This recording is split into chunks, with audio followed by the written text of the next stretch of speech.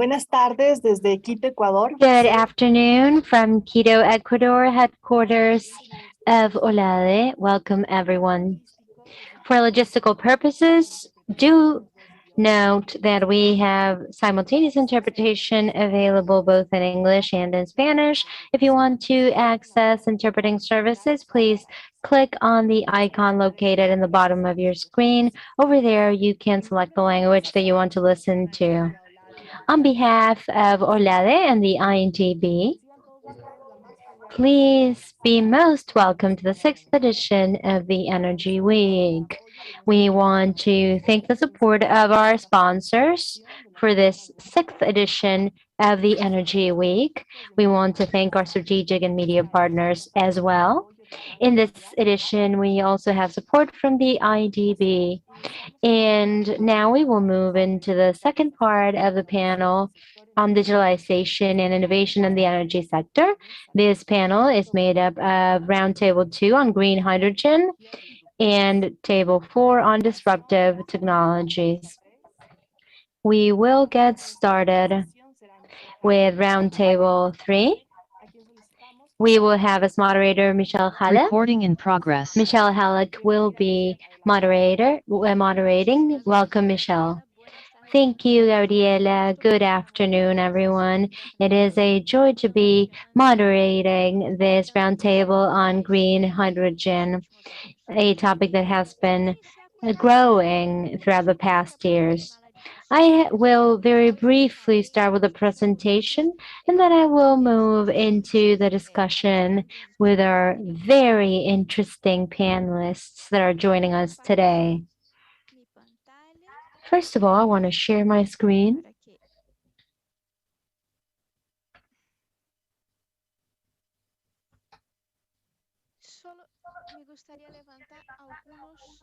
I simply want to raise a couple of issues for this discussion. First of all, I want to mention that within the IDB, we are strongly moving towards the green hydrogen initiative in the region, and that's because this strongly aligns with the bank's vision for 2025. So I will switch to English for this presentation, and after I come back for the discussion in Spanish. So why green hydrogen and the 2025 vision of the IDB group? The IDB vision for 2025 have 5 main pillars. The first one is climate change action. The second one is regional integration. The third one is support of small and medium enterprise. Fourth, digital economy, and fifth, gender and diversity. When you talk about green hydrogen, the first one, it's quite the most straightforward. Green hydrogen can be a key element to push the decarbonization of the energy sector in the region, and not just the energy sector, but also other use of hydrogen. But the second, it's the regional integration. When you talk about the development of hydrogen, you are developing a new value chain. Not that the industry is new, because we know hydrogen is not a new industry, but the amount of the transformation that you'll be seeing in the next years and decades, you'll be a new economy. And this will allow to develop new value chains, and we can think it about in the regional context. So think regionally, it's something that's important for our vision. Third, it's also related with development of the value chain, and it can allow the integration of small and medium enterprise in this process.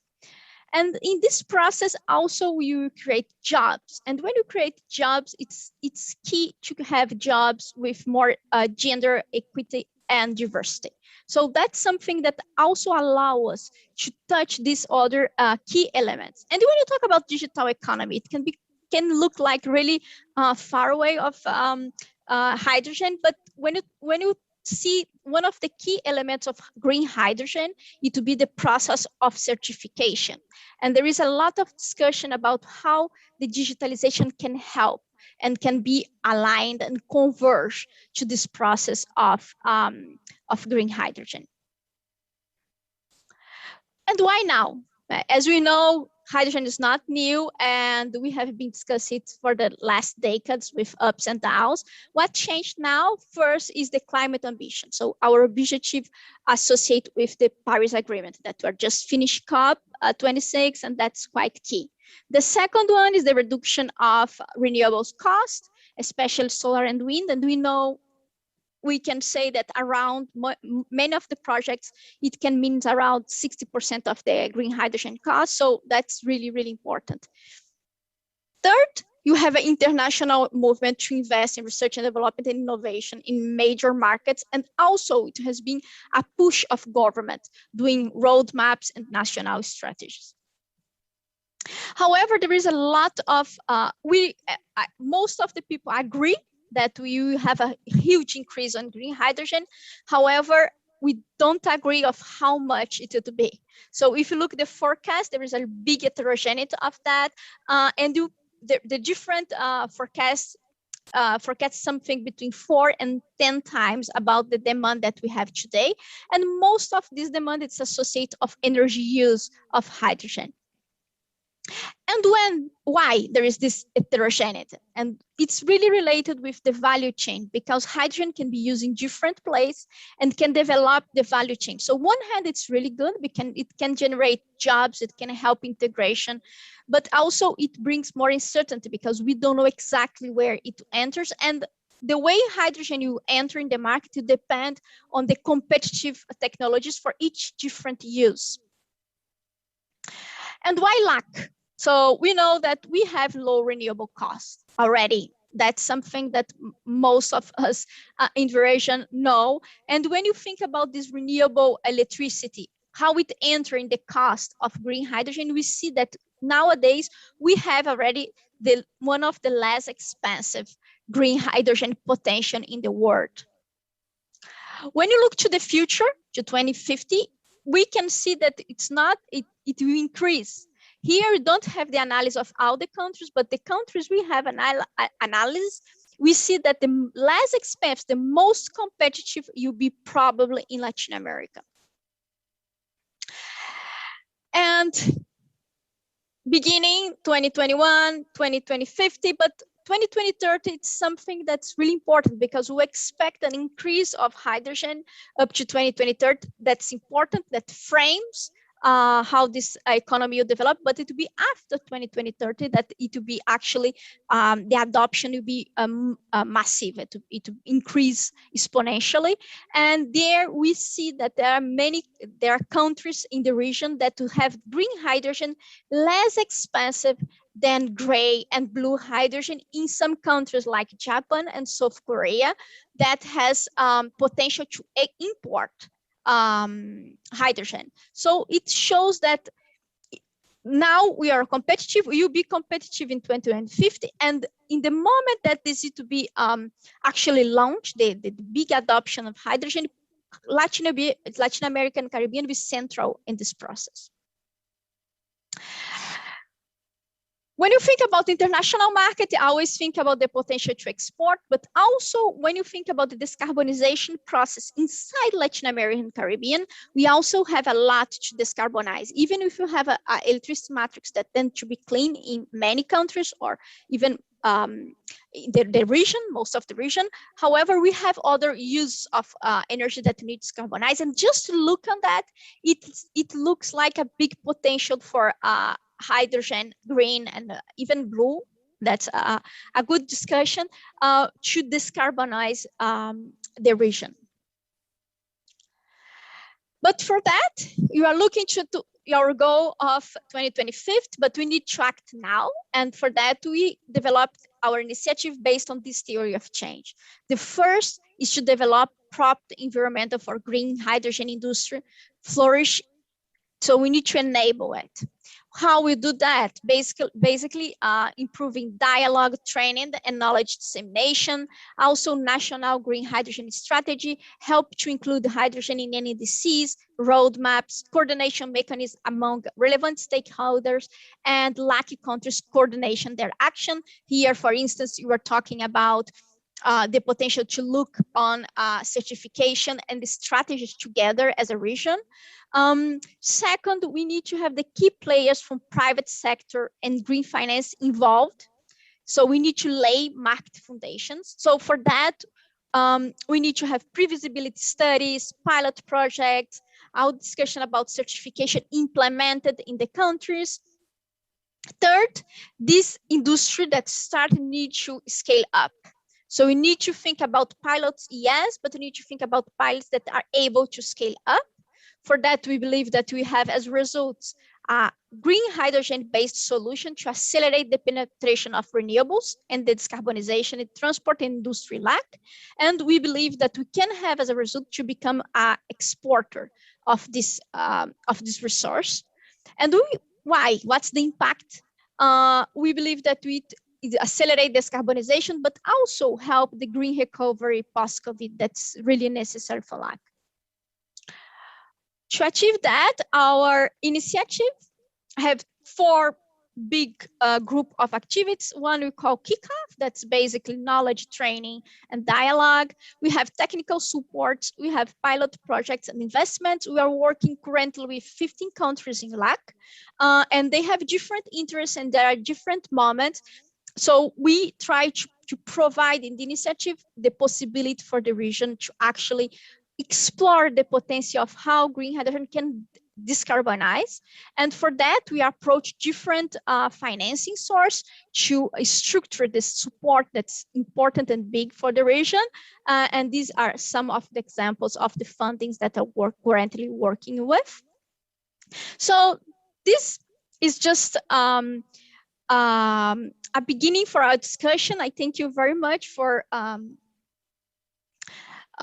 the attention on that. But now I guess we'll start with the most interesting part of this discussion, that will be the discussion with our colleagues that are in field and with the governments. And for that, I would like to invite our colleagues for this discussion.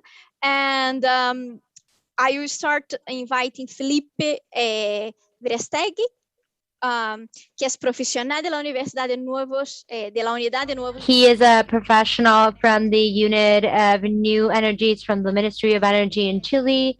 He has a BSc and an MSc in Industrial Engineering from the Engineering School of Pontificia Universidad Católica. I would also like to invite Karen Peralta, who is an advisor for the Regulation and Entrepreneurial Matters Office in the Ministry of Mining and Energy in Colombia. She is a business manager and has an MS in the assessment of economic impacts in the sector. I also wanted to invite Jorge Vargas, who is a technical advisor for the Secretariat of the Energy Subsector Planning of the Ministry of Environment and Energy. He is a mechanical engineer who has vast experience in planning, efficiency, and renewables, among them in green hydrogen. I would also want to welcome Fitzgerald Cantera, who is the National Director for Energy in the Ministry of Industry, Energy, and Mining in Uruguay. He has a BA in Political Science from Universidad de la República in Uruguay, and he also has an MA. I also want to who is Program Officer in the International Renewable Energy Agency, Irina.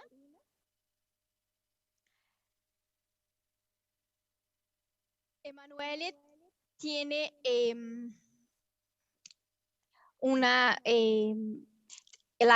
perdón, viene trabajando en los recientes informes de Irina sobre los guías. Emmanuel is an official. He is working in current IRENA reports on guides on green hydrogen for the conduction of policies. During 2021, he will continue his analysis of necessary policies. Welcome, Emmanuel. I think you will bring a lot to the table today. And we also want to invite Janina Franco. She's a senior specialist in for energy from the World Bank. Janina is very much welcome.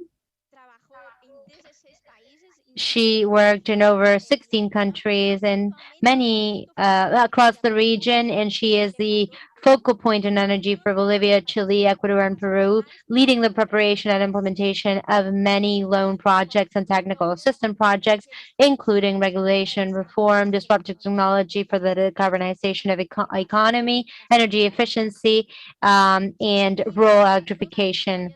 She has two master's degrees from Columbia University, and she is an architect from the Chile University, and she also has postgraduate diplomas.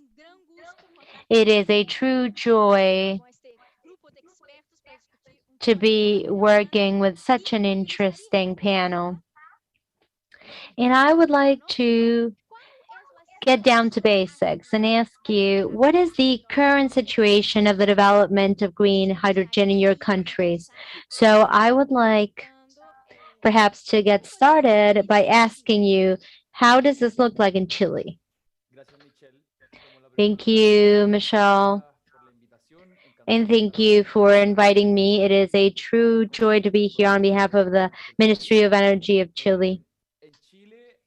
In Chile, we've had a rather interesting year in terms of green hydrogen. If I look back to November 2020, we launched our green hydrogen national strategy that was very ambitious, and it was a pioneer strategy. And from that onwards, we started moving along our action plans. First, we moved forward in the drafting of regulations. We also tried to attract funding. We sought after opportunities to increase the local demand and to foster the industry at the local level. And we also started prepping the territory by training human resources across the country. From then onwards, we implemented multiple initiatives, but I don't want to take up too much of your time. So I'm going to fast forward to the present. And what we see today is that the industry is really responding to the strategy quite vocally. We have over 60 projects that focus on green hydrogen in multiple points of the value chain. Some of those projects are focused on production. We will start exporting green hydrogen from Chile to other regions of the world in the next 10 years. And then we have other projects that focus more on the use of green hydrogen at the local level. And we have been lucky enough to see that many industries that really take a long time to become decarbonized become interested in the use of green hydrogen, such as the case of the mining industry in the country. So that is for me the most important part. I think that we could just discuss at length the different policies that are taking place at the moment. But at the Ministry of Energy, we've made a positive assessment on the industry. We believe that there is great momentum at the moment, and all the strategies that are being launched, both in terms of specific green hydrogen, as well as things such as long-term climate strategies, such as Chile did with the national policy strategy, or not even Chile, but the whole world, are acknowledging the role of green hydrogen. And we believe that that means that we're standing on really firm grounds as a region, as a planet, towards a more sustainable economy. Thank you so much, Felipe. Truth be told, Chile is making some amazing progress, so thanks for that overview. Now, let's see what's happening in Colombia. I know that you're doing a lot of interesting things there. So, Karen?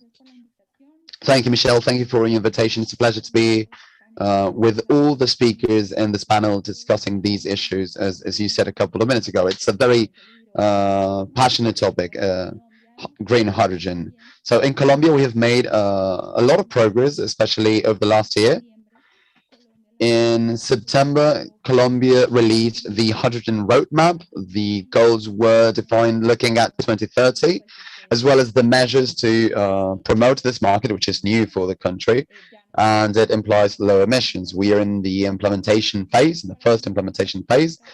And just to give you an overview on the roadmap, we have goals in terms of installed capacity, around 3 gigawatts of electrolyzers for 2030, with a production cost that will be around $2.7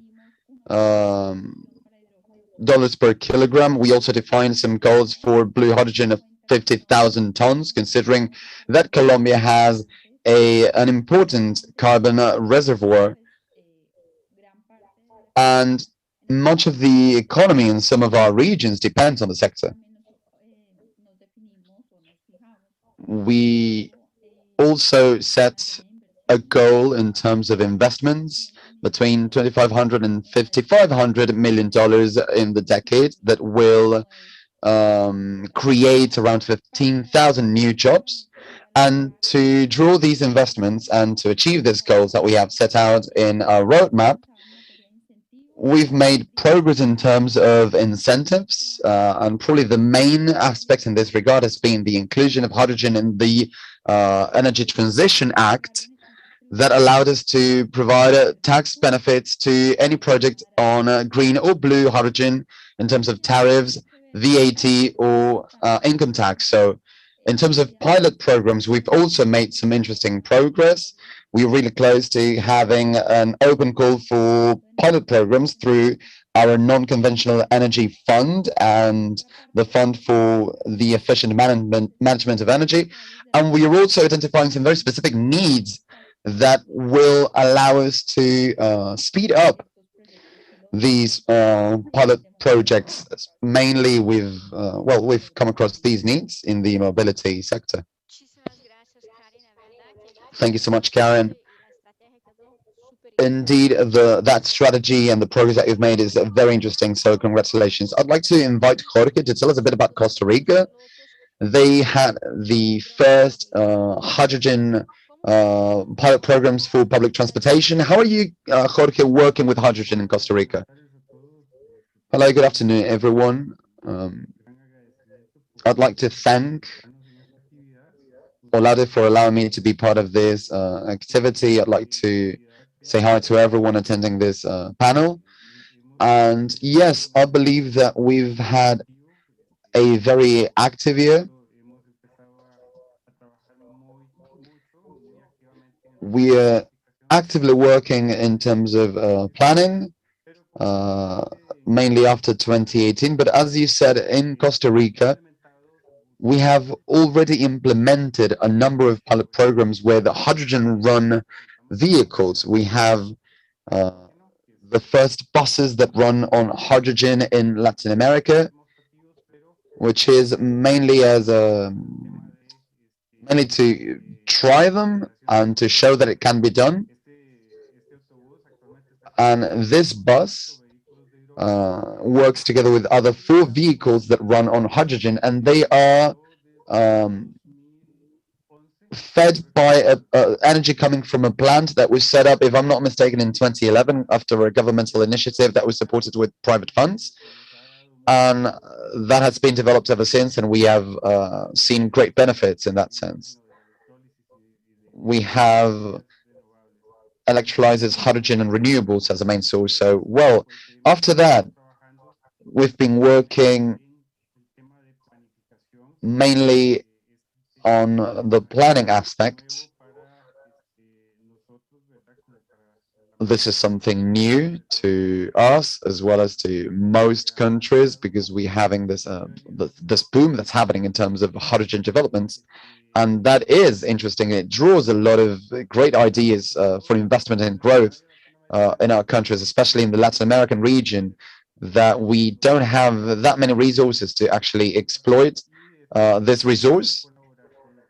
And this allows us to share experiences and collaborate to the decarbonization of our economies, not only in the region, but hopefully also in the case of Asia and Europe, which are the greatest markets that we have singled out.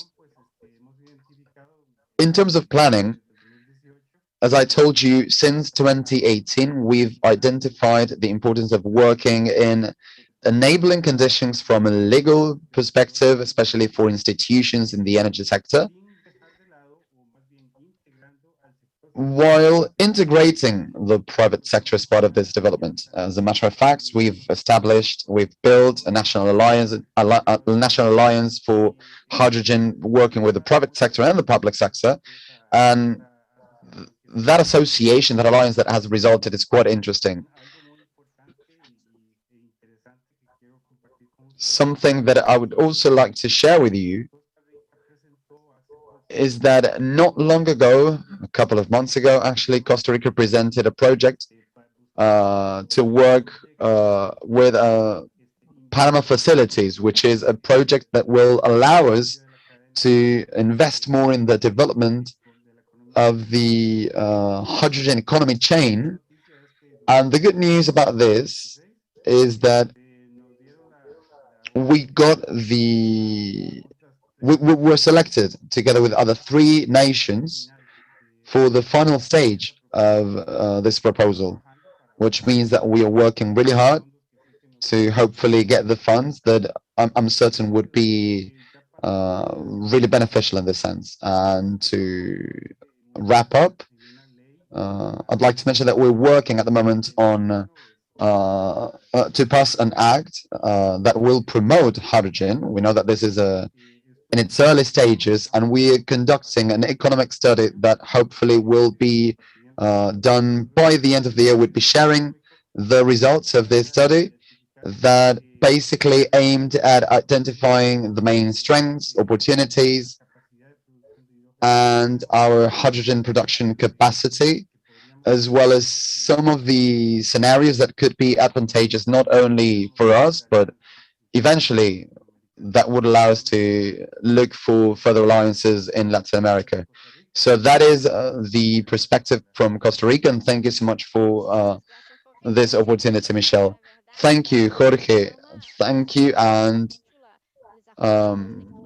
that's great that you're going down that path. I think that these are great news, and it makes me happy. You know, Costa Rica is a country that works with renewables. The electric mix is almost 100% renewable, which makes the whole of this process even cleaner. Speaking of which, I would like to invite Fitzgerald Cantero, who comes from another country that exports renewables to the region. We know that we receive a lot of renewables from Uruguay, and as part of this context of green hydrogen and how it could be used, what is Uruguay thinking about the potential of this green hydrogen as part of this context? Of course, thank you, Michelle. Good afternoon to everyone. Thanks to Olada and the IDB for organizing this event. It's great to have this exchange with colleagues from the region, learning about the different experiences. That is very enriching to us all, to actually see what is being done and what is being implemented in other countries in the region, and how perhaps we could complement each other as a region. Your presentation, Michelle, comprised everything related to the subject, every aspect. You said a lot of things that I absolutely agree with, and you said that Latin America has competitive and comparative advantages to project itself as a green hydrogen exporter, and that is one of our visions. In Uruguay, we believe that we have a role to play, a contribution to make to the region, and that's why we've taken a number of steps recently, as our colleagues said, in the last couple of years, that have been accelerated recently. We also have the support of the IDB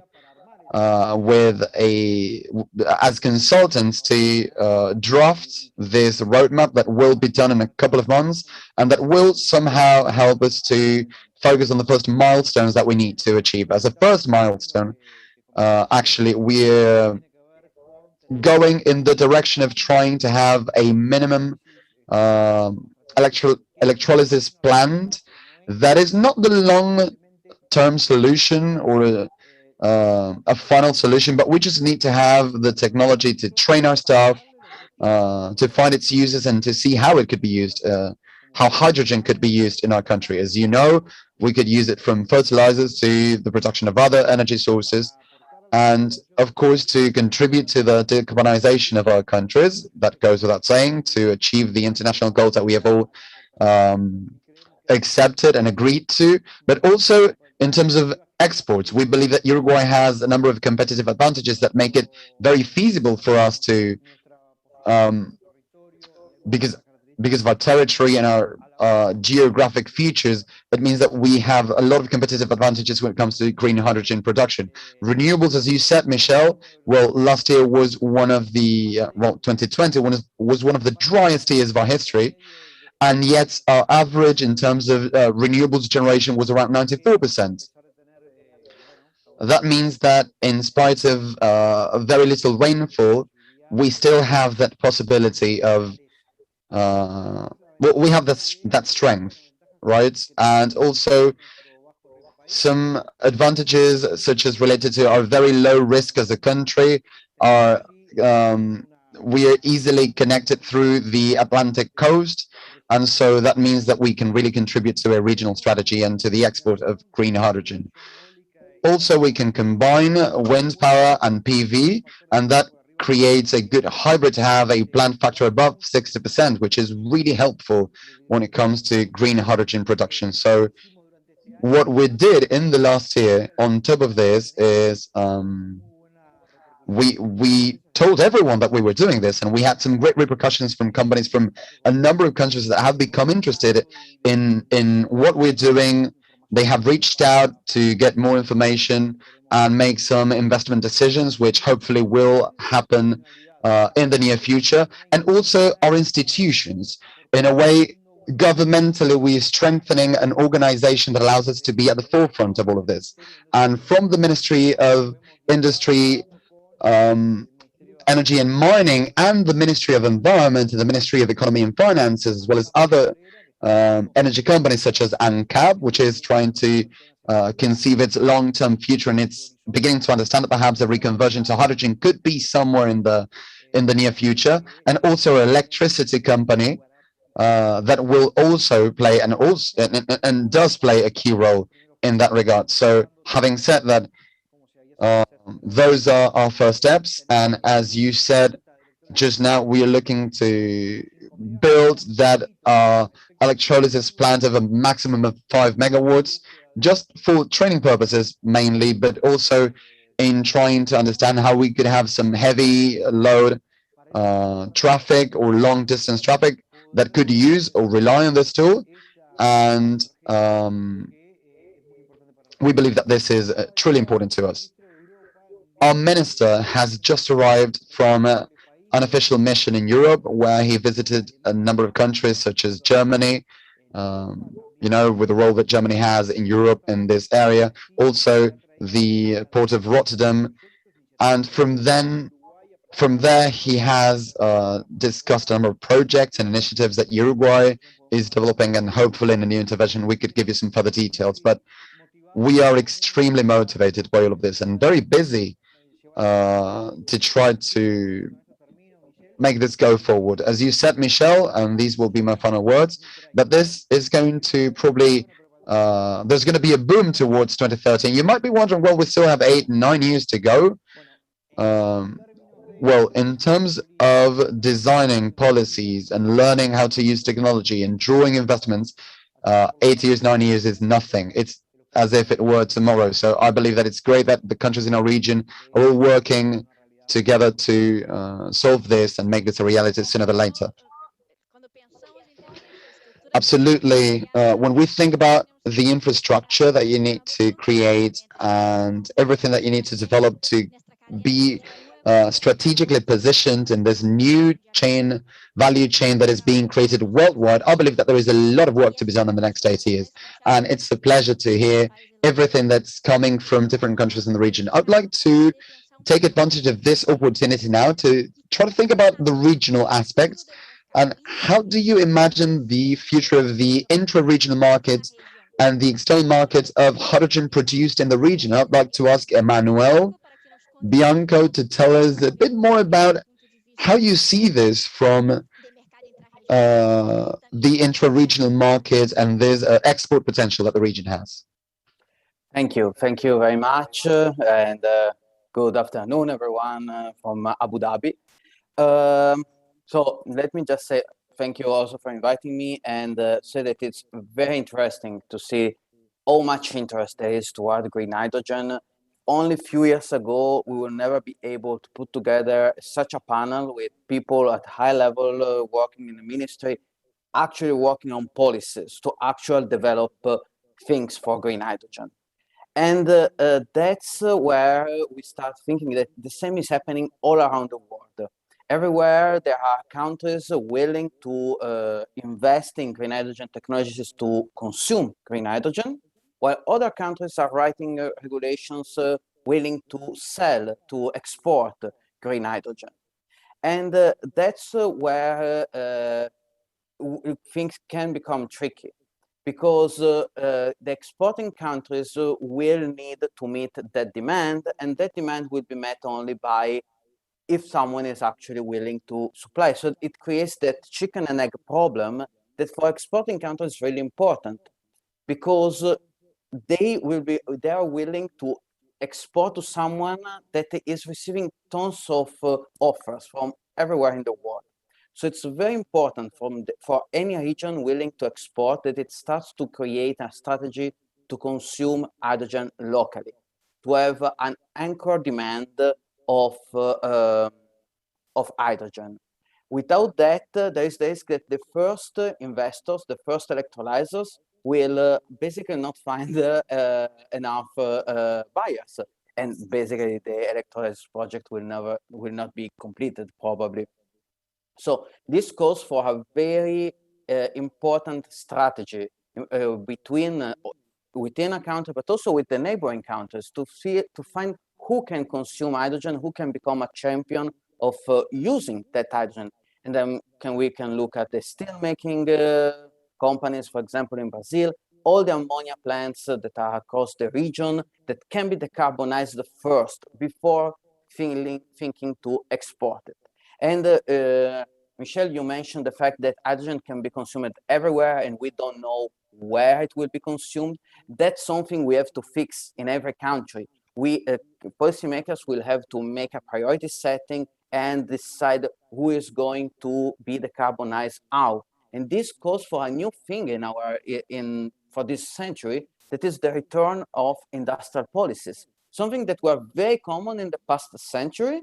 And because, well, we thought that the globalization would be taking that role of setting the world, we let that a little slip away. But now we see a return of industrial policies. And think about the US and the EU deciding together to set up a tariff scheme based on carbon content of steel. That means that these kind of policies based on industrial policymaking and climate change concerns will become more and more common if two champions already started doing it at under the sunlight and announcing it just a few days ago before COP26. So yeah, my final suggestion then to create a regional and international trade is to start thinking about how to have a national and cross-country consumption of hydrogen. Thank you, Emmanuel. That's really, it seems obvious, but it's hard. You need to start. And you need to start somewhere, and it needs to be, we need to know and to agree where to start. And the relation between industry and private sector here, it's key. So how to put all this together, I guess it's a really, really good point, especially when you are looking these different time frames. 2050 seems too far, 2030, but if you don't start it, you'll never start, because you need to be able to match both sides. That's a really, really good point. Thank you. And with that, I'd like to ask Janina, how do you see all this? How do you see the development? You have been working different regions around the world in the development of energy industry, and now you are in Latin America and Caribbean. How do you see, in your opinion, how the region is advancing and what we need to do?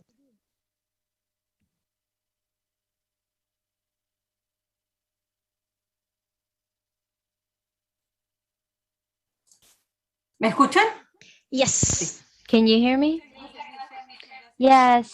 Thank you, Michelle. Thank you to the panelists, and thank you for giving me a space to talk about this.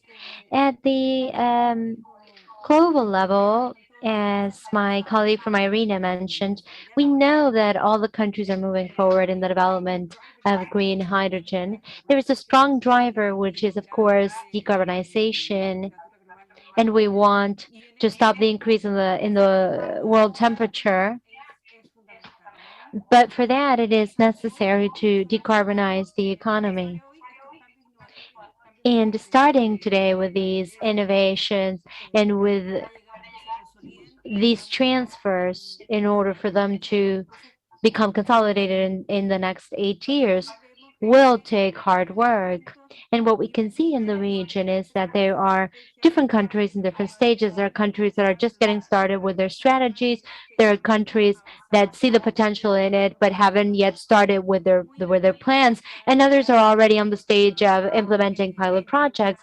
And of course, amidst this, we have the private sector that is becoming engaged in these projects.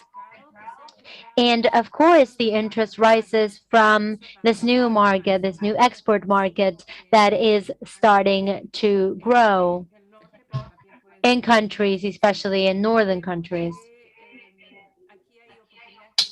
We see that there is room for commercial opportunities in the region, not just for the export of green hydrogen, but also for the generation of green value chains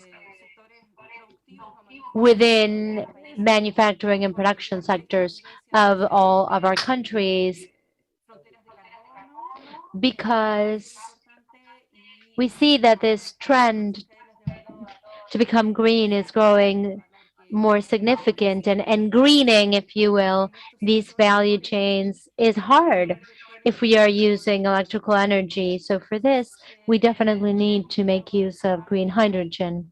So at the global level, we see that it is necessary to identify stakeholders. We need to invest in infrastructure.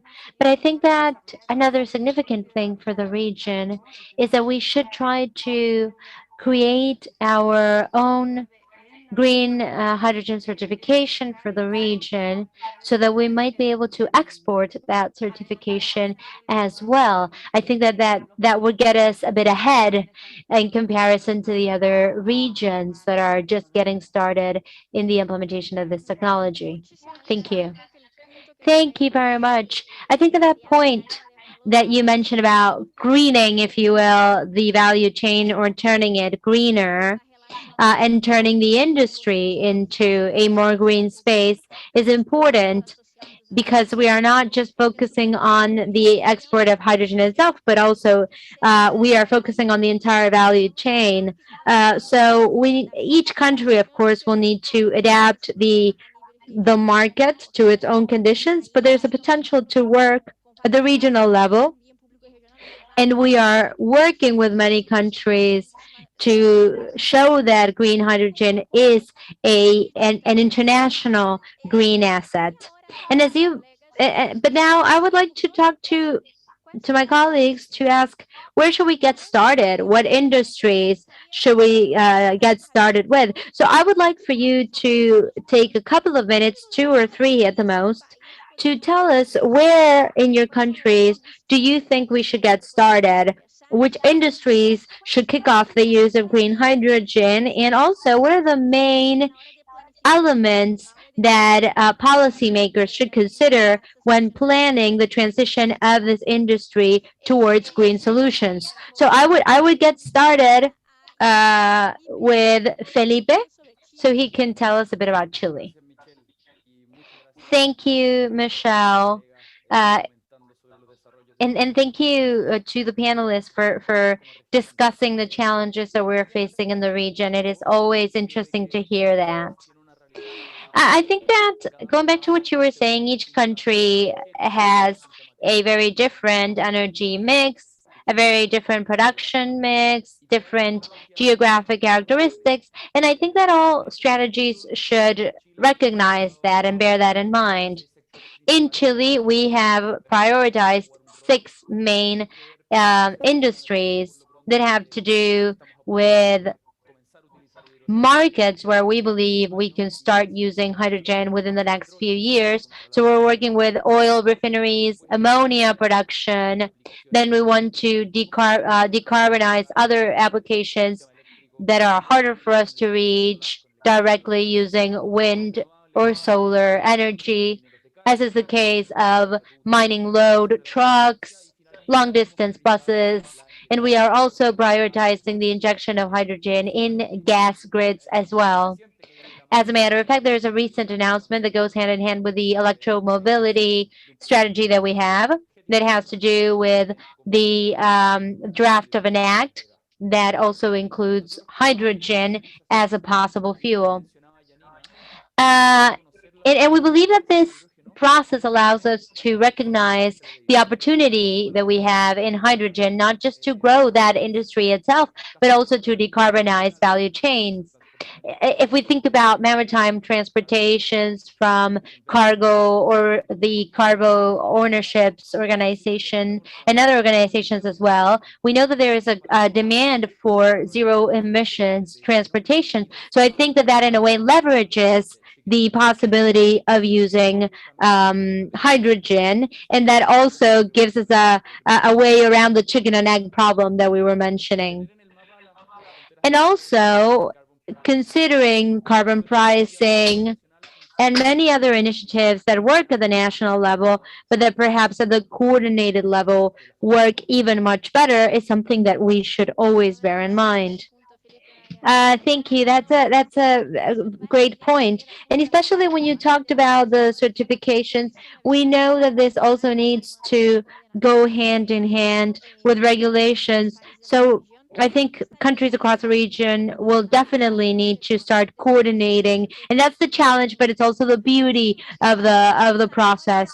So thank you. Now let us have Karen tell us where we should get started in Colombia. Thank you, Michelle. As you were mentioning, hydrogen is not new. In Colombia, we produce hydrogen and we have been producing hydrogen for a long time. We actually consume about 150,000 tons of hydrogen per year, and this is mainly used within refineries.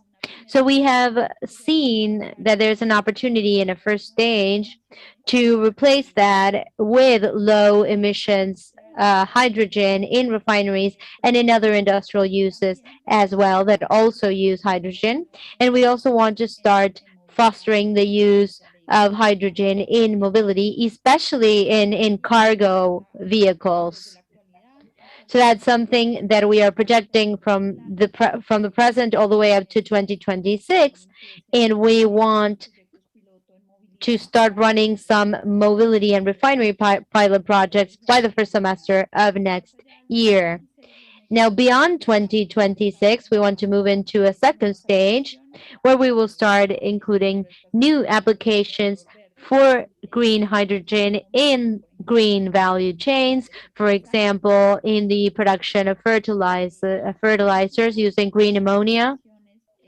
And we also want to also use that for public transportation and mass transportation as well. We know that in Colombia, as well as in many other countries, cabs run 24 hours a day across the city and the country, and we believe that hydrogen represents an opportunity for that kind of transportation. And of course, in order for us to achieve this, we need to start strengthening alliances to have quotas for hydrogen in public transportation. I'm sorry, Karen. Thank you. I needed you to wrap up. You were breathing, and I said stop. I'm so sorry. Okay, so in the third stage, we want to become more disruptive, if you will. This is the disruptive stage. And that's we want to use hydrogen in the production of synthetic fuels in order to decarbonize maritime and aerial transportation. And we also want to use it in the electrical system, for example, for energy storage. Perfect. Thank you very much. So you gave us a very long timeline, and it was very interesting. Thank you. Now I would like to ask Jorge to tell us a bit about Costa Rica. We know that you are running your pilot projects, but in 2 minutes, tell us what would be the next step ahead. Okay, well, unlike what happens in Colombia, I think, and in other countries in Latin America, what we are focusing on is the transport sector.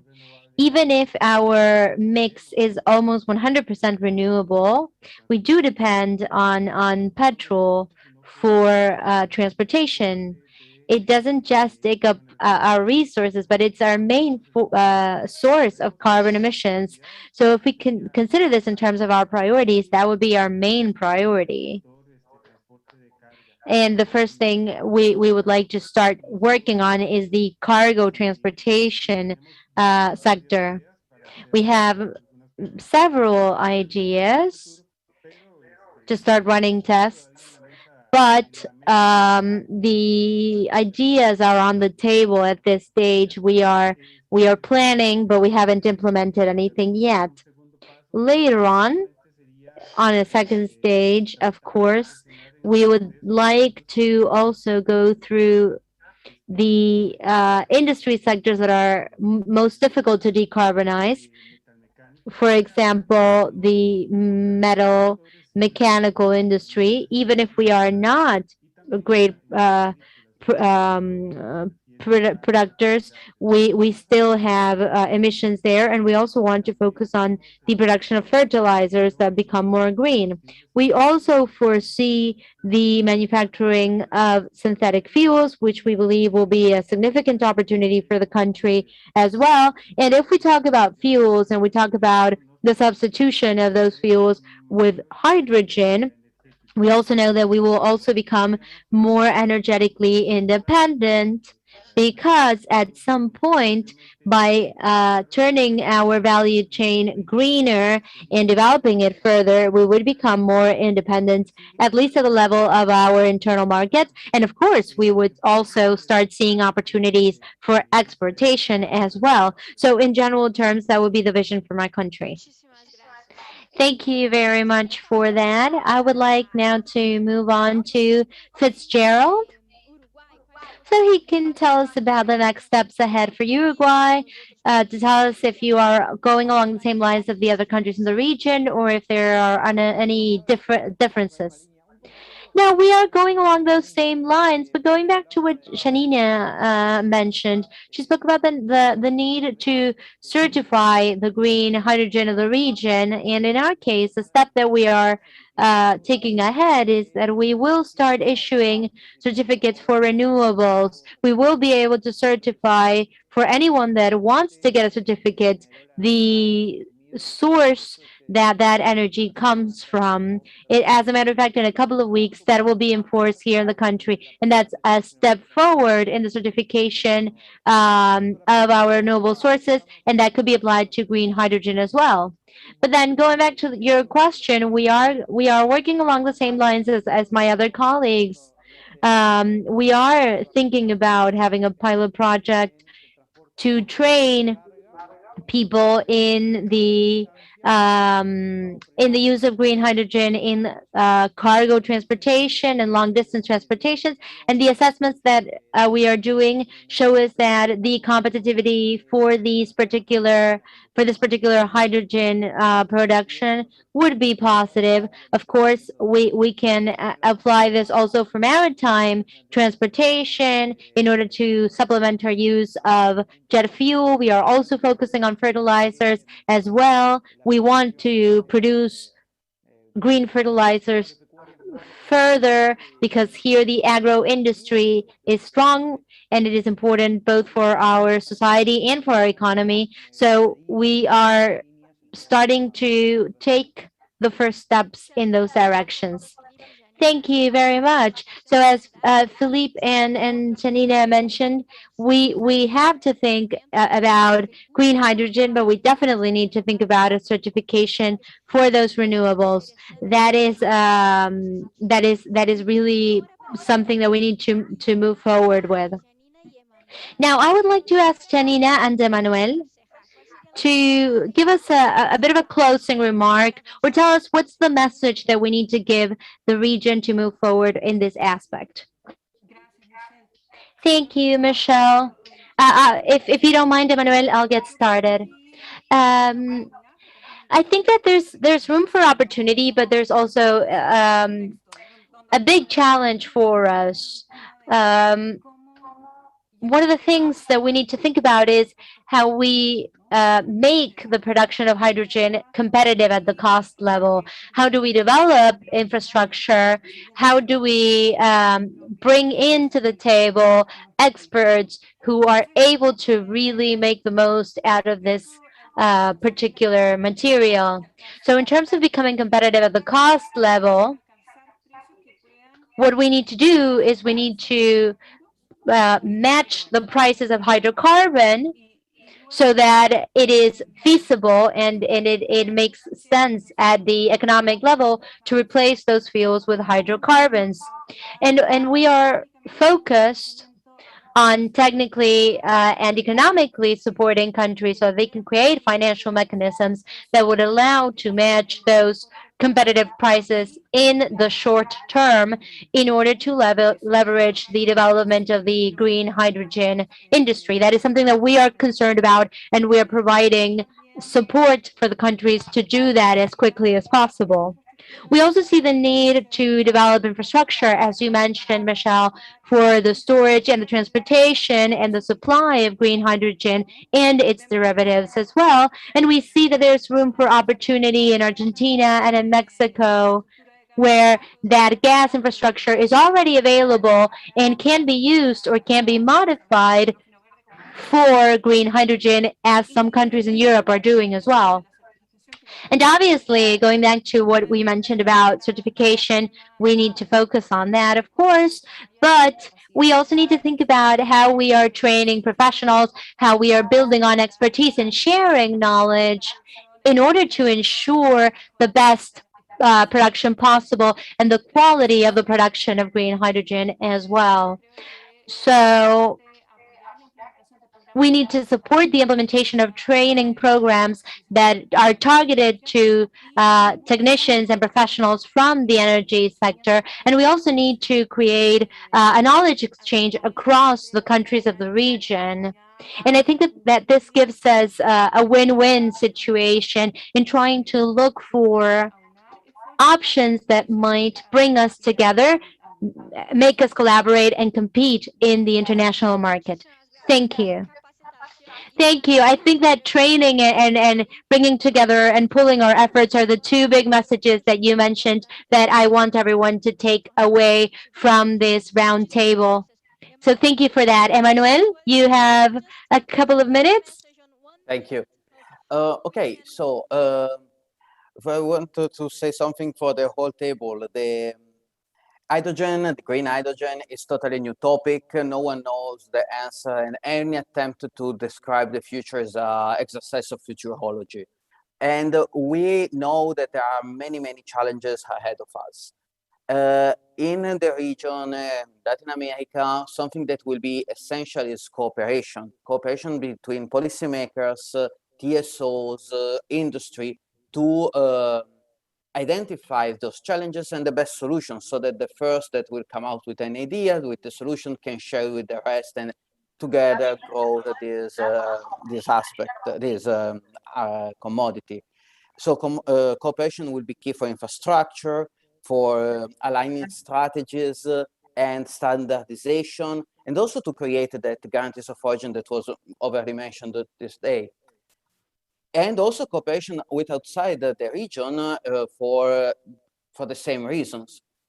And to close with a glimpse of hope, the countries that now have the best resources for green hydrogen can also be the country that will attract a new industry, because the hunger for new green materials will be very high in the next years. So if a country can offer a feasible, cheap energy carrier to make methanol, ammonia, steel, that country can become a new center of for this material. So it's a great opportunity for the region too. Thank you very much, Emmanuel. And I get two words from you: cooperation, that's key, and I guess it comes again, and the industry, how to think it in the economic way that actually develop the value chain. That's a really great message. And with that, as it's a passionate subject, but we need to close. So I thank you very much for your participation. Muchísimas gracias a y seguro tendremos otras oportunidades. I'm certain that we will have further opportunities to keep on developing this conversation on the subject, probably throughout the year, and of course in the Energy Week, in the following Energy Week. So thanks a lot. Thank you all. Thanks to Olade for the organization. Bye. Thank you. Thank you, Michelle. Thanks to all our experts and speakers for being part of this excellent panel. In 5 minutes, in less than 5 minutes, we will start our fourth table on disruptive technologies. So I will ask you to please stay connected. And thanks to all the virtual attendees through our YouTube channels that are watching us live at the moment, as well as through our media partners, Strategic Energy, and see you in less than 5 minutes. Thanks.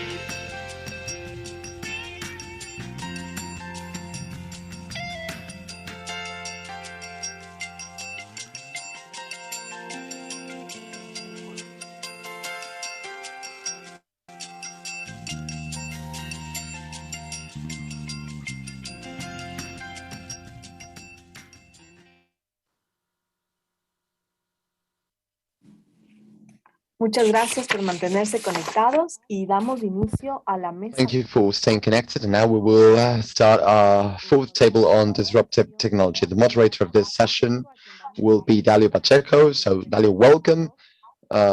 He works at Epicop. And Darwin, please, the floor is yours, and you may start the session. Thanks a lot. Buenas noches para algunos panelistas. Hello, good afternoon, good evening to some of our panelists. Thank you for the opportunity to be here and collaborate with Olade and the ITB. It's an honor for us to be part of this panel. It's a panel in which our participants will tell that we have some excellent panelists. We are really motivated to be part of this event with the profiles that we will have with us. I will start by introducing the subject that concerns us now. It's about disruptive technologies. And the intention of this panel is to have the valuable contribution and future vision of our panelists on our subject today. So the last climate reports reflect the urgency to act on limiting CO2 emissions to make our planet stay within the goals for climate change as was set out in the Paris Agreement. Scientists talk about the need to accelerate decarbonization and global warming. As we can see, the consequences which will worsen if we don't act fast enough. The National Secretary of the UN on the report on climate change of 2021 said that the increase of the world temperature was 1.9 degrees centigrade higher in the last year than in 100 years before. The growing rate of sea levels has tripled compared to the 1901-1971 period. It is very likely, with 90% of certainty, that the human species is the main cause for polar ice melting, and it is almost certain that extreme temperatures, including heat waves, will become more frequent and intense, and have become more frequent and intense since the 1950s. The energy sector needs to face these consequences, considering that that it is one of the main reasons for CO2 emissions. This panel will try to imagine a technological future for the short, mid, and long term in agreement with the research that is being conducted at the moment.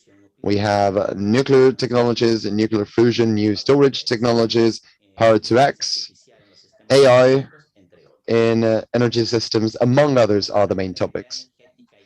However, the energy and socio-economic reality of each region and the planet determines in different ways both the challenges and the barriers to technology innovation oriented to climate change.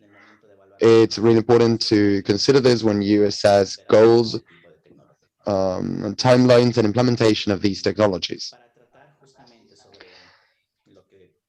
To discuss the topic of this panel, trying to see how we could contribute or how we envision for the short, mid, and long-term technologies to mitigate climate change, we have our panelists that I will introduce now.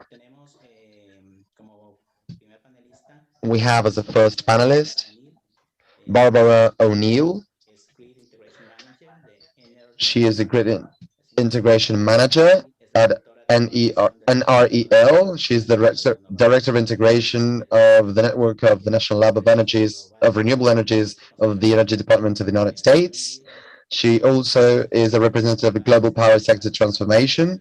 She works with interested parties to provide information on practices, policies, regulations, and integration technologies for renewables. She has worked in Tunisia, Bangladesh, Pakistan, Indonesia, Morocco, Chad, Kazakhstan, Guyana, Vietnam, Mexico, Peru, Mongolia, China, and Colombia. She has also worked at EDF, Renewable Energy, and Excel Energy. Ms. O'Neill has a degree in electrical engineering of the Pratt Institute, and he has postgraduate degrees of the University of Pennsylvania and the French Institute of Petroleum. We also have Henri Payer. He works in planning and economic studies of the International Body of Atomic Energy. He has more than 25 years of experience in the nuclear energy sector. He's working as a head of section of planning and economic studies of the International Organization of Atomic Energy, which was published in February 2020. He also has published, together with climate change and nuclear power, energy, electricity, and nuclear power, estimates for the period up to 2050, and other publications. Before joining the OIEA, Henri worked at the Agency of Nuclear Energy of the OECD in Paris between 2011 and 2019 as a main analyst and an attached chief to the Division of Development and Economy of Nuclear Energy. He was also chief of the Technical Secretariat of two international initiatives, the International Forum of the Fourth Generation and the International Framework for the Cooperation of Energy of Nuclear Energy. Before these positions, he worked as a director of R&D development programs at the Alstom company. He also worked with several positions at the CEA, including European programs of the Energy Division of the CEA. We also have Ignacio Cruz with us. Ignacio is an engineering systems researcher at the CIEMAT for more than 20 years, and since 2005 he is the head of the wind power unit at CIEMAT. Since 2005 he is a representative of Spain in the wind power group at the International Energy Agency, and he is one of the vice presidents at the moment. He is also a member of the wind power program for the European Alliance for energy research since 2008. He has vast experience in developing renewable systems with wind power, combined with other sources and different energy storage systems. He's also an advisor of the Spanish group of the Committee of the Low Carbon Energy European Strategic Plan since 2010. And since 2007, he has worked with the International Electrotechnical Committee, and he's also a member of the managing group of the Scientific Spanish Network on Wind Power. We also have Sergi Brelev. He's the president of Global Energy Association. He's the president of the World Energy Organization. He directs the Russia One channel for informative projects. He is a PhD in history, co-founder and president of the Bellinghausen Institute for the Americas. He is a member of the board of directors of the Council on Foreign and Defense Policy, which is Russia's oldest NGO. He is a presenter at the World Energy Council in London, graduated from the Moscow State Institute of International Relations and the Russian Ministry of Foreign Affairs, also graduated from the Institute of Foreign Languages of Uruguay. We also have Dov. Since the year 2011, he has worked for the International Agency for Renewables. He has also worked for the UNIDU. And so I'd like to welcome all our experts. He's also a doctor at the Technological University of Delft in the Netherlands. So welcome, everyone. This is an excellent panel that we have here with us today. Thank you for your presence. And I'd like to start this conversation by proposing, by sharing some of the questions that we've received, and maybe we can discuss them or comment on them as they emerge. So as a first question, or maybe a first idea to discuss, is how do you see the development of energy in the future globally? What technologies do you believe that will be made available in the short and mid-term? I don't know if any of you would like to start by addressing this question, or maybe we should make a suggestion who should start. So let's say names then. Dr. Barbara O'Neill, perhaps you could be the first one to collaborate with us. And then, of course, we could get the contributions from the other guests. Certainly. Thank you so much for the opportunity. So with respect to technologies available in the short and medium term, I think we all know that wind and solar pricing has come down, and it continues to come down. I think with the solar technologies especially, we're seeing the ability to really lower the cost of production such that you can potentially do a roll-to-roll production process and utilize solar PV within building materials, utilize it within glass on windows, utilize it for roofs that are contributing to new construction. So we're going to see more and more wind and solar, not just on the utility scale, but really behind what we say behind the meter with respect to distributed generation on everyone's rooftops, especially in the Latin American community, which has such great solar resource. So in short and medium term, I think we see more and more of that. But of course, we also need some shifting of that load. So we see battery storage pricing coming down, and we'll see some of those batteries implemented behind the meter as well. And with that shift, we need to consider controls. We need to consider how the grid operates. We believe that there will be an autonomous energy grid so that these devices can control themselves with respect to voltage and frequency and respond autonomously and not have to consider a sort of master-slave communication architecture from a traditional type grid. So that is one area. There's so many other really cool disruptive technologies that I can talk about. I love the previous panel discussion. I love talking about fuels and utilizing excess renewables for hydrogen and other thermal storage options. But in the short and even medium term, I don't think that's the play, not on an economic basis yet.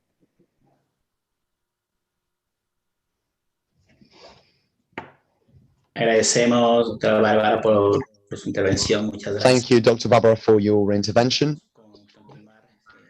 I'd like to ask now Dr. Payer. Perhaps you could tell us a bit about your perspectives on the same question, Dr. Payer.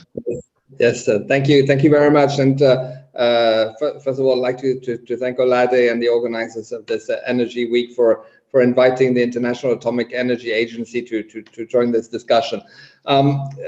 Yeah, this panel is about disruptive technology, but I did follow the previous panel about hydrogen, and I would certainly also put hydrogen as a disruptive technology. We've known hydrogen for decades and so on, but it hasn't been used in the energy world as we are now considering it in the next couple of decades. But really, in the to get to our objectives of decarbonized energy systems, net zero energy systems, really. We think we need all low carbon technologies. We cannot afford to exclude any technology that can help to contribute to those net zero goals. So here at the International Atomic Energy Agency, we're looking, of course, in particular at the role of nuclear, and we've done our projections to the middle of the century, and we see in the high case.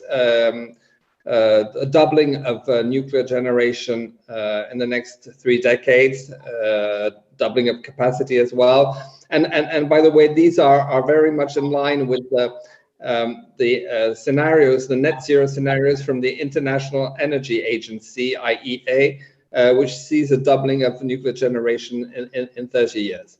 So now, in the short to medium terms, we will need all existing low carbon technologies. So, of course, wind and solar, but also nuclear, and the current technology is more the larger nuclear power plants. Even though we're seeing also the first deployment of the small modular reactors, and I would say. In parallel, hydrogen from low carbon electricity. I know the previous discussion was about green hydrogen. For us, what's important is not the color of hydrogen; it's its carbon content. So, producing hydrogen from low carbon electricity is what's needed in the short and medium term, and we have the technologies for that. So maybe that will be my answer for the short to medium term. In the mid to long term, and now talking towards 2050, I would just like to recall what Dr. Fatih Birol and the International Energy Agency has been saying, is that to get to net zero, we will about half of the reductions in emissions will come from technologies that may exist today at lab scale, but not at the market. Then they're not commercialized yet. So there's a real push, a real need to push innovation and accelerate the demonstration of those technologies so that they can reach the market, I would say, within a decade or a decade and a half. And in the nuclear technology sphere, here we're talking about innovative large nuclear, but also advanced reactors, advanced small modular reactors, generation 4 reactors. Perhaps fusion, though I don't see it making such a big contribution by 2050. But then we also need to realize that it's not getting to net zero around 2050 is one major objective if we want to limit global warming to 1.5 degrees by the end of the century. But we will need low carbon energy for decades and hundreds of years after that. So we need to keep an open mind and looking at all those technologies that can provide that sustainable energy future. Thank you. Muchas gracias, doctor Payet. Thank you, Dr. Payer. I fully agree with you, and I think that this discussion has already been placed by other speakers today. It's not just about technologies for 2050. It's also about what we might do after that as well. So what you are saying is vital. We need to bring together a multiplicity of strategies and technologies, because together all of these things will help us decarbonize the world. I would like now to yield the floor to Ignacio Cruz so that he may share his opinion with us. Thank you. I want to thank Olade and the IDB for giving us the opportunity to share the vision that we have in Spain about these interesting questions. In the first place, and as you have already mentioned, we do have a future insight in the mid and long term, and I coincide with my colleagues. I do want to mention, though, that renewable energy has particularities that call for a certain backup or support. We are using hydraulic systems. We are using non-decarbonized sources in some cases. But little by little, if we want to reach the objectives that we are setting out for ourselves, we will have to create that support system with green energies. I think you have already spoken about batteries today, and there are many emerging technologies that need to be developed further. Some of those technologies are very much disruptive. Some of them are conventional, other decrease the costs of production. Some of them are limited because of the access to raw materials. So apart from the generation mix, we also need to have a support mix for the flexibilization of energy management. We have also spoken about the grid, and yes, the electric grid is perhaps not what we want, but it's also vital. We are trying to change the paradigm where energy was bidirectional, because it comes from the place where it's generated to where we have a demand for, but now we can have this as a two-way street, and that of course creates changes in the way in which we should manage the energy system. We have also spoken about the fact that the electric vector was perhaps the most important or the single vector in the energy management system, but we're talking about the hydrogen vector right now. So we now see a dual management of these two vectors, and we want to know how to efficiently move from one onto the other. I think in the midterm, this might be difficult, but in the future, we need to have this energy exchange, especially because eventually it will become very hard or even impossible to manage electric energy in the grid. So we need to find a way to move towards hydrogen or to other options for green fuel. And I think that clearly that's the future for us. That will also allow us to get proper stationary storage beyond the 2, 3, or 4 hours that we talk about now for support for renewables. And it will, of course, be necessary to develop this further. Now, I think in the shorter term, of course, we have spoken about nuclear energy, that is a decarbonized source. We do not know if we will use it through modular systems. We know that some countries are already developing plans for deployment of this source. There are other sources that are even more disruptive, that face significant challenges. And I fully agree that by 2050, we might be able to really see and assess whether or not they can substitute other sources within the energy mix, together with other nuclear technologies as well.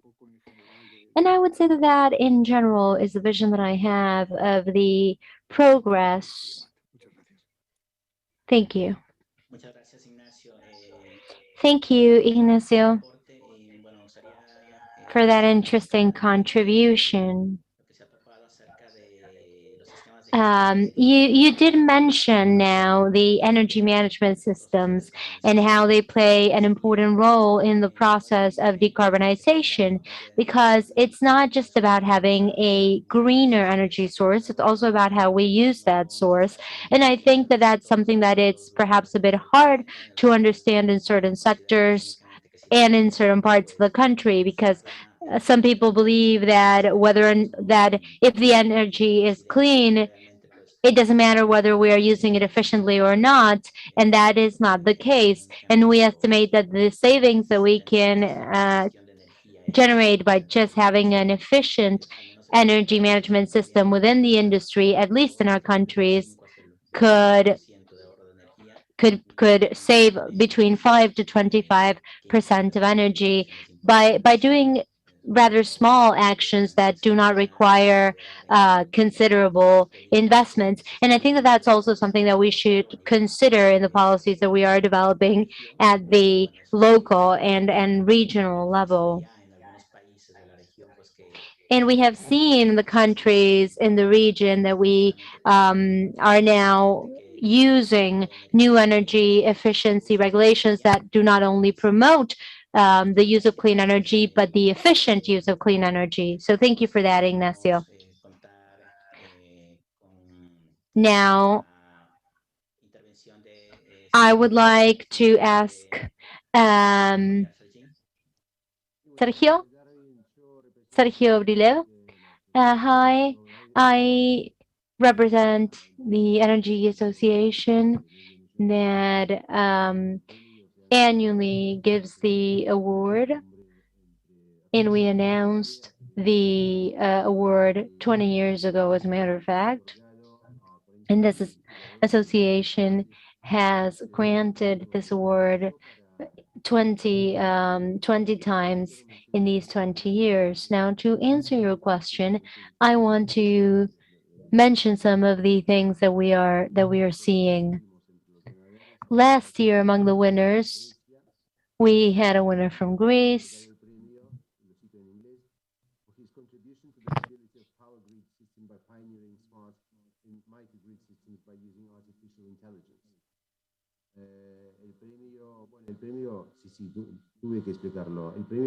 We grant this award for progress in the use of conventional, non-conventional energy and in new applications of energy. So the one that I was mentioning just now refers to those three cases. Then we had Mr. Young from the United States.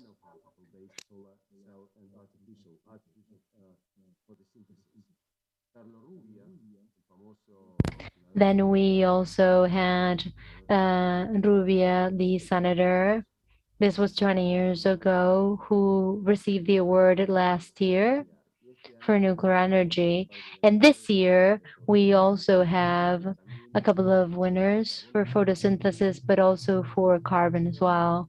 In that sense, I represent the international award, but I also represent my country where I grew up. It's a country that is very much interested in climate change because 60% of the national territory has this permafrost. And global warming affects us deeply in Russia. But I do not dare exclude hydrocarbons from the green agenda for a very simple reason. For example, we're talking about green hydrogen. A ton of green hydrogen at present costs 3.5 to 6 times more than blue hydrogen that is produced using natural gas. Of course, when you burn natural gas, unfortunately, you produce CO2, but that does not constitute a problem. Our award is granted by an international committee that has 5 Russian experts and then 15 gurus and experts. Among them, we have Rodney Allen, who won a Nobel Prize and who several years ago launched the idea of the CO2 capture, which is a viable technology, by the way. So if we try to catch CO2 after we burn natural gas, we might be able to produce blue hydrogen or yellow hydrogen without affecting the climate, but still producing energy. So I think that we are right now going through a very interesting stage where we should not exclude any sources. We should think about how modern technologies apply to the sources that we have. And of course, know that technologies will be developed, such as wind power, nuclear power. And along those lines, and not to go endlessly on about this topic, I want to apologize because I look tired. But the thing is, I just landed. I was in the United Arab Emirates because I actually went to the expo that is now underway in Dubai. And I went to the German pavilion there.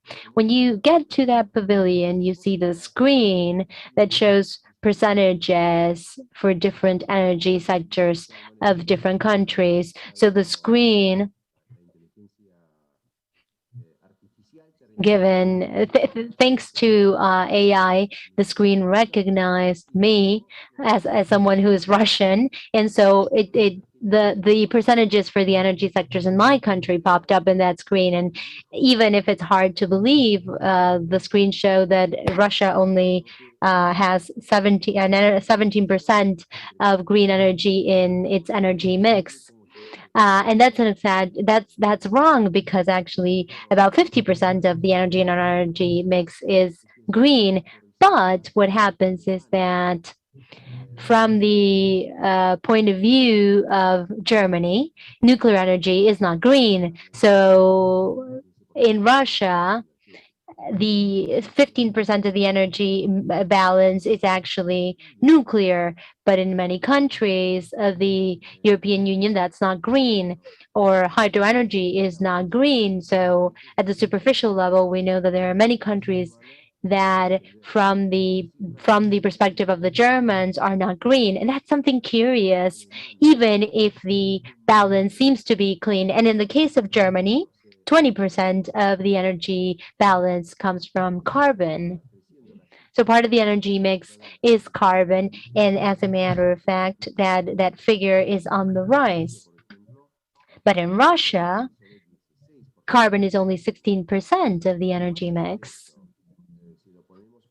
But beyond that, if we move away from mentioning specific countries, we are talking about more and more applications, more and more technologies that enable us to develop things that are perhaps not trendy, but that still may be applied in these new realities and contexts. And if you have any questions about any of the things that I mentioned, please feel free to ask me. But I did want to note the significance of looking at this from other angles as well.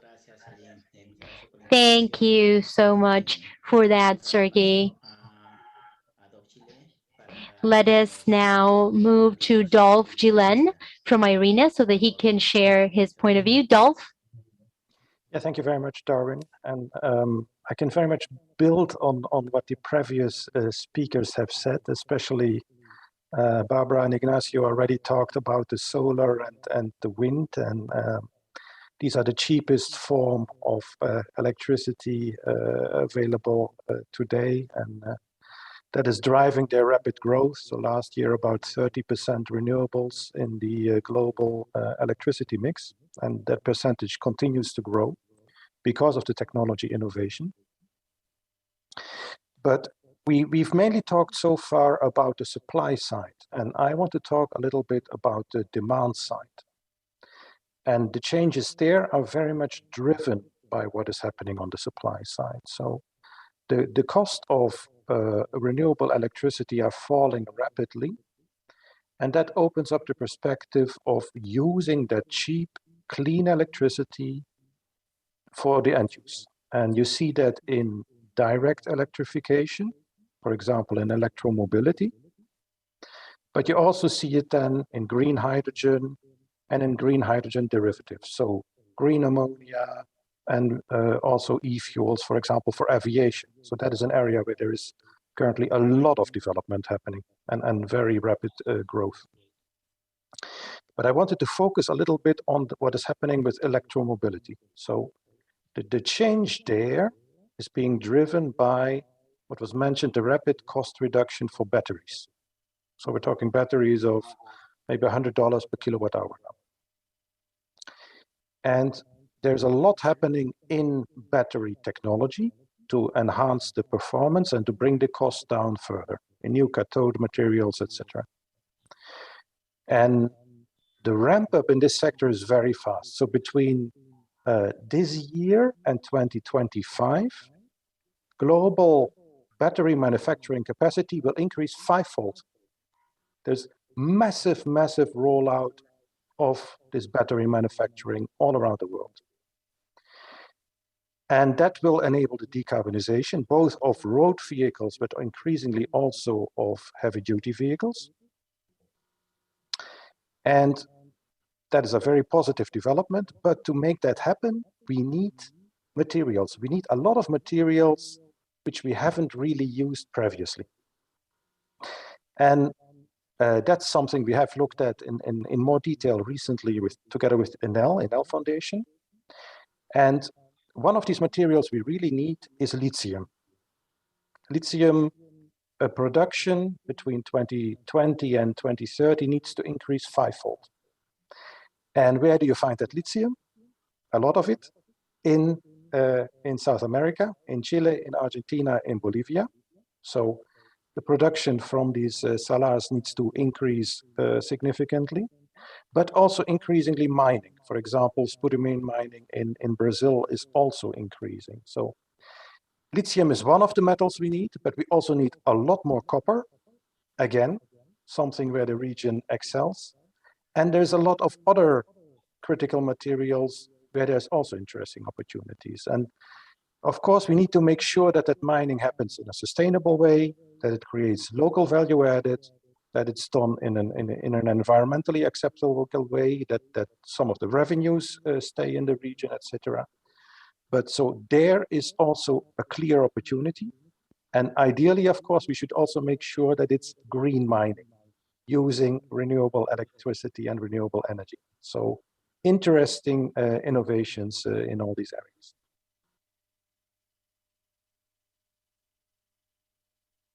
Oh, may I add something? You've missed one country, one very curious country where lithium is actually produced. That's Afghanistan, believe it or not. These are very curious times if you think about it.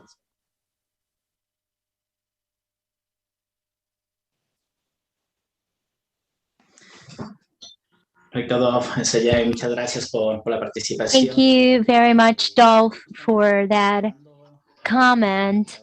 And going back to what you just mentioned, that explains that we will need a significant amount of additional resources in order to develop and move forward with electromobility. And many of those resources are in what we know as the lithium triangle of Chile, Bolivia, Argentina. And we also need other minerals that we find across the region, some of which are under the control of other countries as well. And we know that we need to try to join forces. I have a question for you, but that question I have many questions, but I will try to bring them all together because we don't have that much time. So if we go back to what you were mentioning, Dolph, about the resources that we have in Latin America, what is the opinion of the panel for new ways of obtaining energy and consuming energy based on this prospect? And also, what is your opinion about the challenge of having technologies managed within the region? It's not just about us exporting the mineral so that other countries can manage the technologies, but how do you see the opportunity for us to manage those technologies as well? And how can we leverage the technologies that are already available in other countries and perhaps change them and adapt them to our own countries? Because sometimes what happens is that those technologies exist and we try to implement them as they are without making any changes, and we do not get the results that we want. So I have many questions, but perhaps I would like for you to try to answer them rather briefly.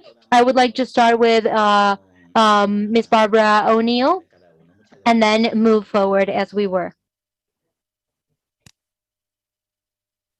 Thank you. I'm going to echo what Ignacio said with respect to the energy management systems. And I go back to what I was saying earlier, where I think a large piece of it is being able to utilize sort of the distributed energy, renewable energy management systems to optimize the control algorithms, to take advantage of the big data analytics capability that we now have in order to create the proper communication channels and incentivize the use, whether it be demand side or supply side, the use of clean technologies throughout the system.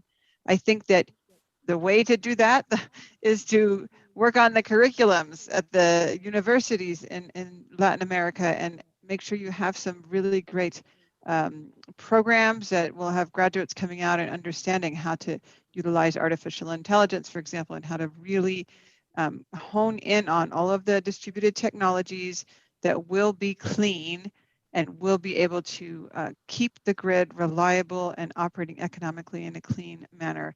That is my one piece of advice for the medium term. Again, if we want to go into long-term disruptive technologies, it's sort of a different story, but I think that we've got to keep ourselves realistic about what you can accomplish in an economic way in a small amount of time, even for hydrogen, really.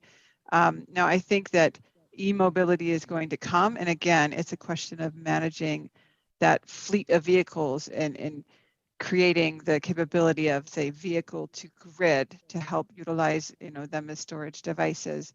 With respect to mining and the available resources in these countries, we have to keep in mind that there is a retraining with respect to drilling and those job skills that can be utilized for mining. And again, yes, you do it in a sustainable way. You make sure revenue stays in the community. You completely have an eye on that inclusion, but you also can retrain some of that hydrocarbon workforce for geothermal, for mining of these elements. I think it's fantastic that South America has a good local resource, because there are other parts of the world, Afghanistan being an example, where it is not realistic to go in and mine lithium in Afghanistan. I mean, it's just not. Even in China, it's quite hard, right, to have security of supply from some of the more sort of Western and market-based economies. So South America is in a great position to take advantage of this.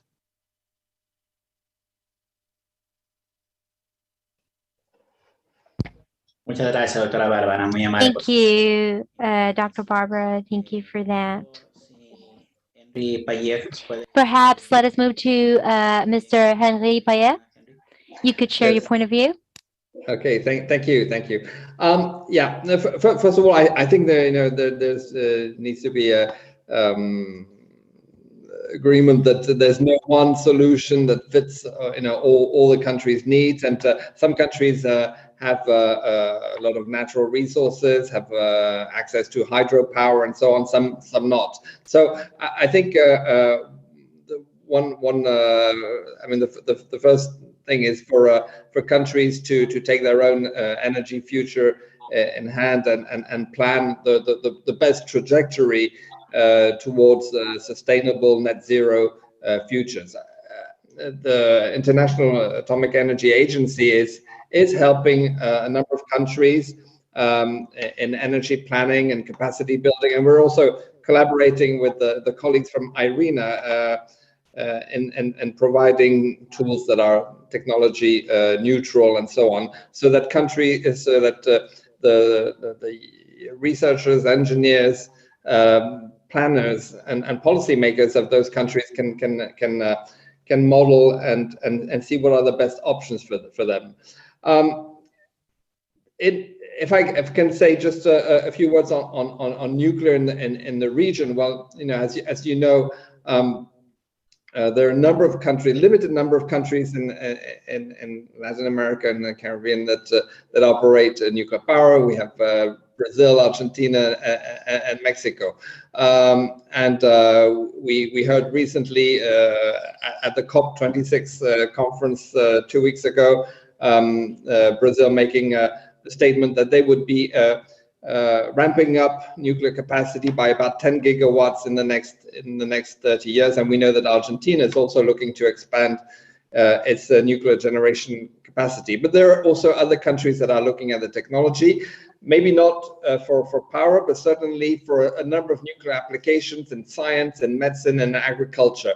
And as you know, embarking on a nuclear program is a long commitment from countries, and developing, I would say, the scientific skills, the capabilities is the first step to considering the options for the future.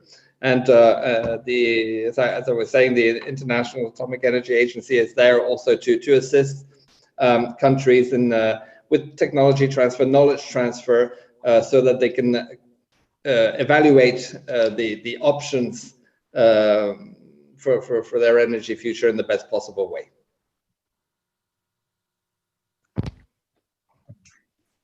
Muchas gracias, Henry. Thank you, Henry. Let us now move to Ignacio, so that you might also comment about funding mechanisms for the adoption or creation of technologies in Latin America and the Caribbean, or if there are mechanisms available, perhaps, for countries to have access to funding, and if it's possible to get funding in the short term to develop these technologies at the local level. Well,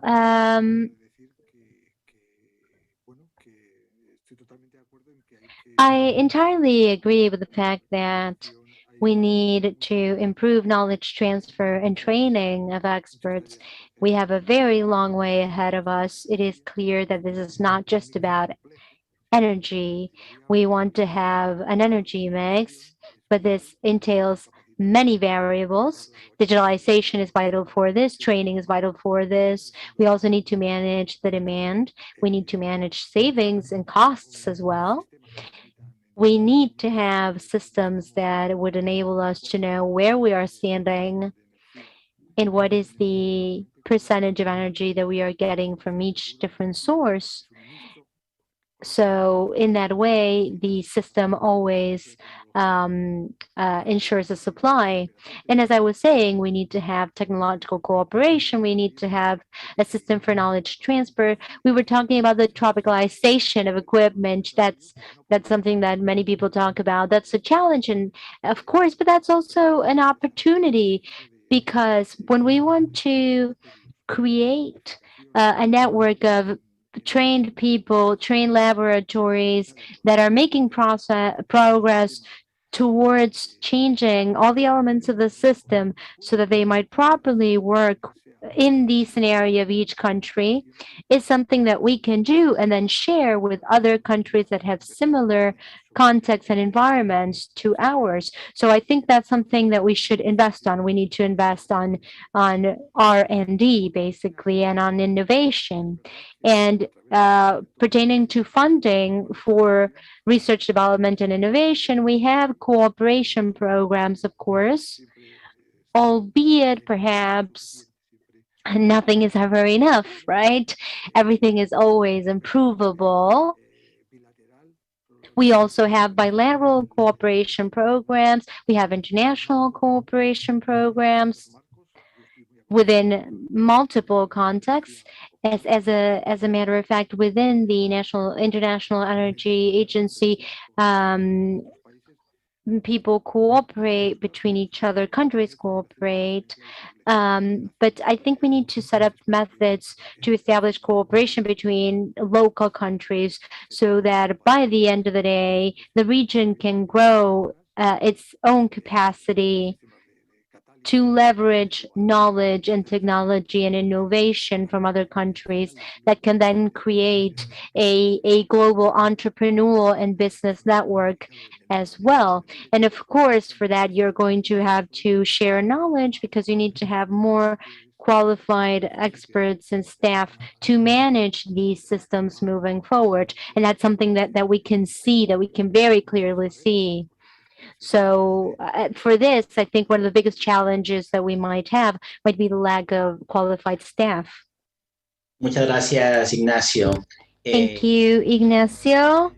Sergey, going back to what Ignacio just said with regards to the lack of trained staff and professionals, and looking at your experience working with NGOs and industries, what do you think are the proper mechanisms to share knowledge and work on this knowledge transfer in order to allow the community to implement and develop these technologies? Because we're always talking about the need to invest in knowledge transfers, the need to invest in pilot projects and programs, but when we talk about the tropicalization of technology, how do you think we should adapt this knowledge transfer within Latin America and the Caribbean?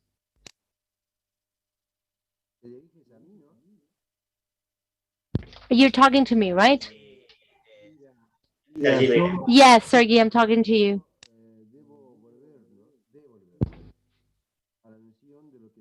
I think I want to go back to the Sustainable Development Goals of the UN. it being reliable and affordable. And in that sense, although I wholeheartedly support wind and solar technologies applied in Europe, we must be frank that as far as the European Union environment is concerned, a lot of it is based on governments or indeed the European Union subsidies, which are not readily available in Latin America. So you've got to be cautious with technologies like that. Hablando de América Latina, yo creo que está When we talk about Latin America, I think that you are in an ideal position because at least in the south of the continent, you have wind and you have sunny days. So perhaps the first global competitive experiment that is unsubsidized using green hydrogen without getting any European Union subsidies, I mean, might take place there in Latin America. So what I hope for Latin America is that beyond the conventional things that we have mentioned lies here. And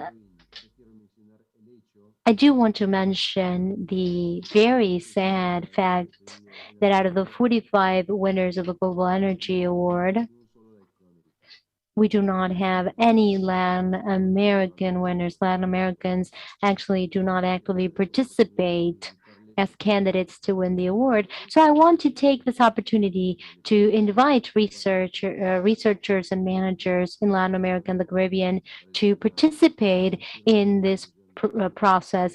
This is a $500,000 a year award that we are granting. So I would like to see Latin American and Caribbean participants showing the application of technology. Perhaps the technology was invented beyond the borders of Latin America or the Caribbean, but I want to see you apply those technologies. But I'm sorry for that side comment. Going back to my initial my initial comment, I think Latin America could be one of the first competitive cases of the use of green hydrogen with affordable rates. Thank you, Sergey, for that. And going back to what you mentioned about the fact that none of the winners of this award come from Latin America or the Caribbean, I would very much appreciate it if you could share some additional information later on. Yes, the applications opened in November the 1st. They're available in English and Spanish.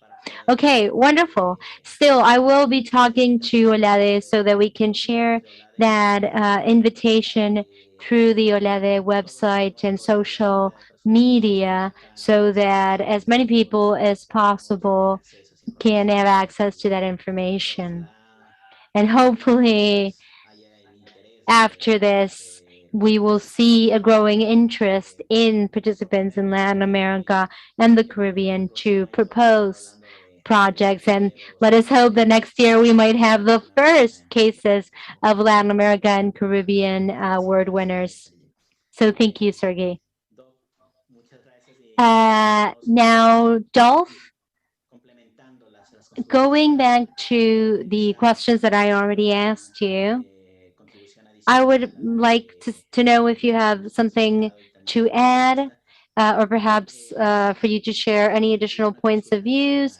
And apart from that, based on your perspective, I would like to know how the penetration of disruptive technologies might have a positive or negative impact on the development of the economy of conventional technology companies, because sometimes we are afraid of change because we believe that change might not be economically feasible, and we are afraid of doing something different from what we know already works. Sometimes we say, okay, if this thing works, let us not do anything about it. But we do see that there are disruptive technologies that are working in other areas. So how should we deal with that penetration in those sectors that are now using conventional technologies in Latin America?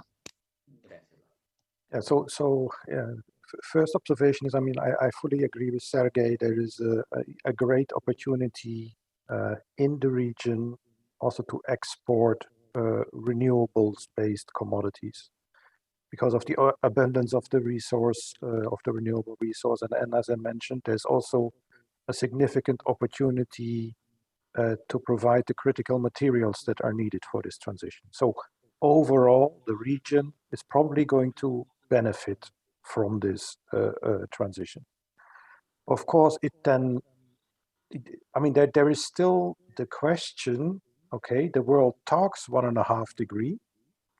The question is the world going to implement 1.5 degree? And I think there is consensus that coal will be phased out, but the more economically more important question is how quickly will oil and gas be phased out?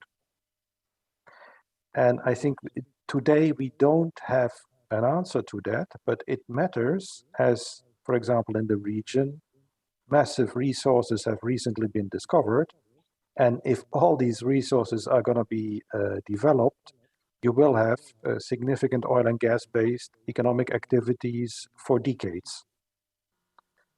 So we think that is something that the countries need to consider very carefully. I think the signal from the last COP was that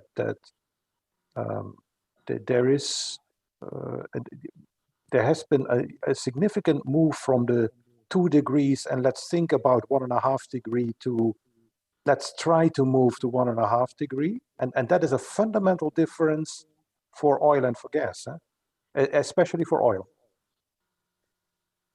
And the consequence of that is also that you see now that there is much more attention for these innovative solutions for clean aviation fuels, for electromobility, for hydrogen mobility even, which was not on the agenda just a few years ago. So all of that is coming. Whoever moves first has a first mover advantage and can build up an industry. So I think it's worth a close look.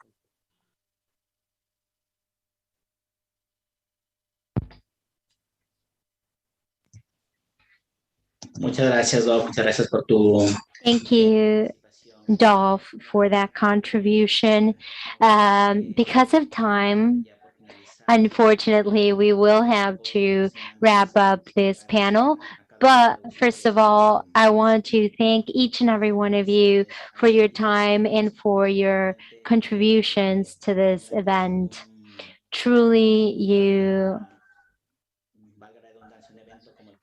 nurture the dialogue in this event. And please, if you can continue working with us in other editions of the Energy Week, it would be a pleasure to have you as panelists once again. Thank you all of you for having participated in the panel. It was a true honor to be surrounded by such a high-level panel, and hopefully we'll be in touch. Thank you. Bye. Thank you, Darwin, for moderating this panel, and thank you to all the panel members. Sergey, we understand that you have a time difference. Thank you for your patience. We know you're tired. And we want to thank all of you, and we want to thank all of the attendees. We had a very big number of attendees today, and that motivates us to continue doing our best. We want to thank all 350 participants who joined us today. We are proud and excited about your participation and want to thank you for it again. And we do want to take this opportunity to invite you to join us tomorrow morning at 9 a.m. Quito time, when we will have the second panel on sustainable energetic development. So thank you. See you tomorrow and have a lovely afternoon or night.